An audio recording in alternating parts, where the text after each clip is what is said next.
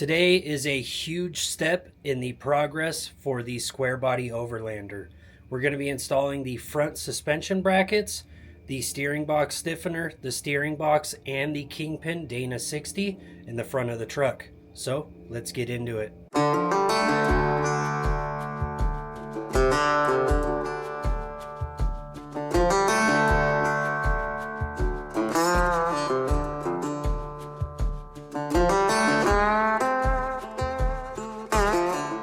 As you guys can see, I'm already partway into the progress. I really haven't done much though. It's just a lot of cleaning and removing the old stuff, the old suspension brackets, the old axle shocks and drive shaft, and just cleaning up the frame. Degreased it, sprayed it with the pressure washer, and put a good coat of paint on it.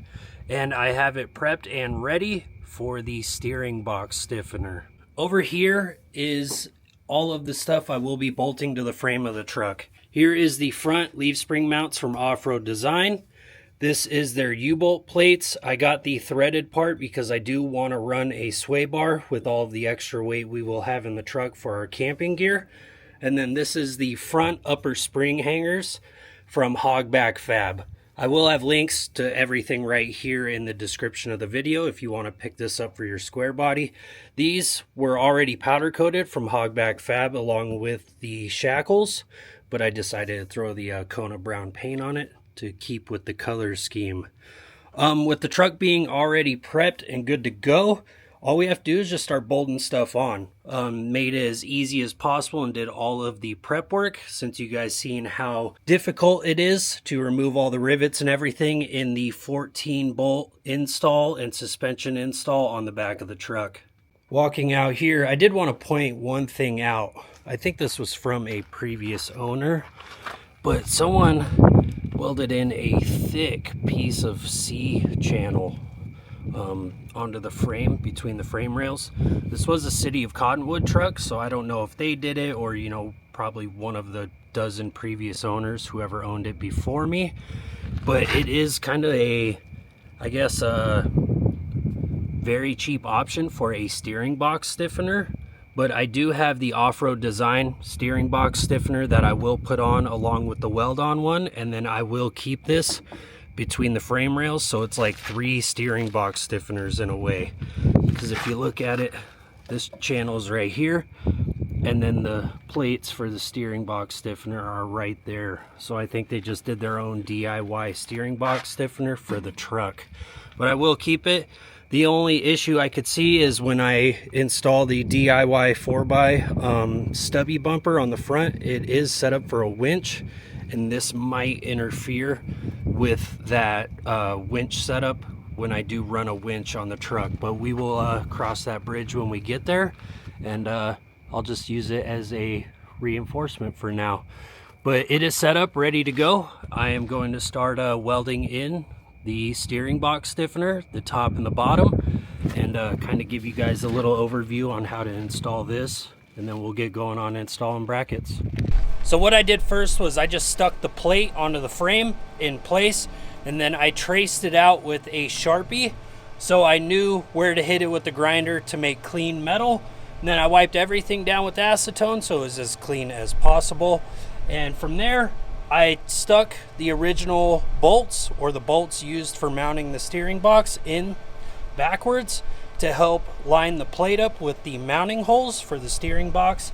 Then I just put a couple C-clamps on there to hold it in place, and it is clamped down pretty well. I did put a hammer to it to help kind of contour it to the shape of the frame, because it's not a perfect match to the frame. So you gotta smack it in a few places to kind of, you know, have it line up with everything and make good contact with the frame. But from here, I'm just gonna do tack welds to help hold it in place. Like some of the parts, they're not completely flush with the frame, so I'll just push it down, tack weld it in place, and then from there, I can just start doing beads. They just call for 1-inch beads, not completely weld the entire thing in. So I'll just do 1 inch, you know, move all around it. I cannot get contact with the top because there's lines and brake lines and all kinds of stuff up there. But I figured with the bolt-on steering brace this weld-on brace and then the DIY brace on the front behind the bumper, it should be plenty strong enough and we should not have frame issues. So I'm just going to run beads kind of on the top here and then all around it, and then from there we can use the bottom plate or put the bottom plate on the bottom and do the same thing. Got the side plate fully welded in. Just did some little gaps over here. I did a little bit more in the front, had some gaps in between it. Welded on pretty good. I'm going to let it cool down a little bit more, take off the C-clamp, and then I can clamp it to the bottom, hammer it in place to form it some more, and then weld it in. Yeah, it's unfortunate I couldn't get it welded on top, but I got brake lines and the radiator and everything right there. I didn't really want to fully remove that. It would just make this project a lot longer. But with having the bolt-on stiffener, this weld-on one, and then that brace in the front, I don't think I'm gonna have any issues with it. Got it fully clamped on the bottom. It's looking good. I'll be able to weld it in along the top and bottom and this side. And then I cleaned up this part of the frame so I can run a bead in there too, just to make some extra strength on it. But we'll get that welded in, let it start cooling down, and we'll throw a coat of paint on it.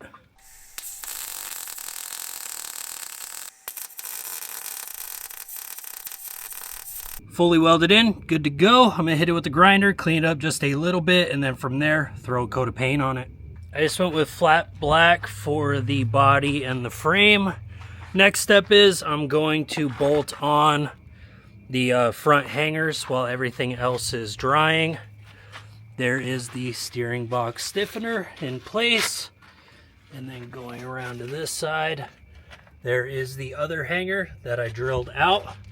While it's drying, I will bolt on those front shackle hangers. All right, it is time to mount on the front hanger. This is the off-road design one for the passenger side. First thing I'll do, take the body mount, throw it in there. I'll take the bolt and the washer, drop it in through the top, and then guide it on in.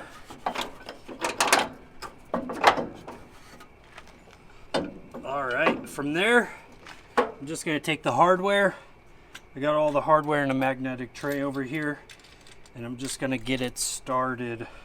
Get the bottom ones just started, kind of sort of finger tight, just so it's held in place, and then from there, we could start lining up the rest of the bolts and everything to go through the frame. Well, we got the front hangers installed on the truck. The only issue was I had to re-drill out some of the holes once I got it mounted on there. A few of them lined up, just some of the others would not. So I had to run the drill in there, which led to me scratching this thing up a little bit, but no big deal. They are both fully bolted on. Good to go. I just need to do the body mount on this side, and then from there we can move to the rear hangers. Then we can start putting on leaf springs. All right, with getting that body mount on, it is time for the rear mount. Get it in place. I'm gonna throw all the bolts in there first. Get it lined up. And then I will get the nuts started on the back, and then we could tighten it up. Doing this by feel also. All right, got that in place. Now I'll get the washers and the bolts in. I'm not entirely sure what the torque spec is. I will have to look it up, but I will notate it on the screen.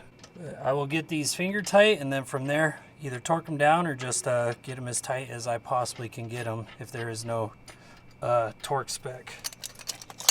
Well, the mounts on both sides are 100%, the rear leaf hangers and the front. So now the plan is I need to put in the bushings for the rear hangers, and then coming over here, I will grease up the inner leaves right here and put the bushings inside of those. Once I get everything greased up and the bushings in them, then I can install the leaves, torque them down. Then it's time to get that axle underneath that truck. Well, we got the leaves underneath the truck. Everything's just finger tight, so I got to torque it down to 40 foot-pounds, all the bolts.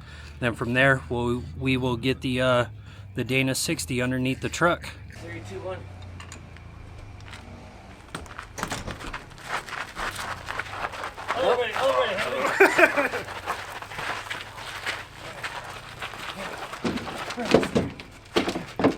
Alright, where's that one? Why is it gotta be so heavy though? What are we doing?